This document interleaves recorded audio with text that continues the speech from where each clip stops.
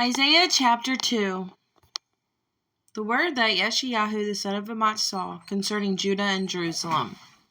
And it shall be in the later days that the mountain of the house of Yahuwah is established on the top of the mountains, and shall be exalted above the hills, and all nations shall flow to it. And many people shall come and say, Come and let us go up the mountain of Yahuwah to the house of Elohim of Jacob, and let him teach us his ways. Let us walk in his paths. For out of Zion came forth the Torah, and the word of Yahuwah from Jerusalem. And he shall judge between the nations, and shall reprove many people.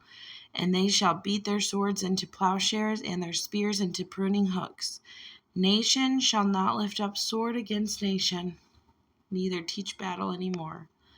O house of Jacob, come and let us walk in the light of Yahuwah. For you have forsaken your people, the house of Jacob, because they have been filled from the east and practiced magic like the Pelishtites, and they are pleased with the children of foreigners. Their land is filled with silver and gold, and there is no end to their treasures. And their land is filled with horses, and there is no end to their chariots. Their land is filled with idols. They bow themselves to the work of their own hands, to what their own fingers have made. And the lowly bows down, and the high is humble. Therefore you do not bear them. Enter into the rock, and hide in the dust, because of the reverence of Yah, and the splendor of his excellency. The lofty looks of man shall be humbled, and the pride of men shall be bowed down, and Yahuwah shall be exalted in that day. For Yahuwah of hosts has a day against all that is proud and lofty, against all that's lifted up, so that it is brought low, and against all the cedars of Lebanon that are high and lifted up, and against all the oaks of Bashan, and against all the high mountains, and against all the hills that are lifted up, and against every lofty tower, and against every strong wall, and against all the ships of Tarshish, and against all the desirable craft. And the loftiness of man shall be bowed down, and the pride of men shall be brought low, and Yahuwah alone shall be exalted in that day, and the idols completely pass away.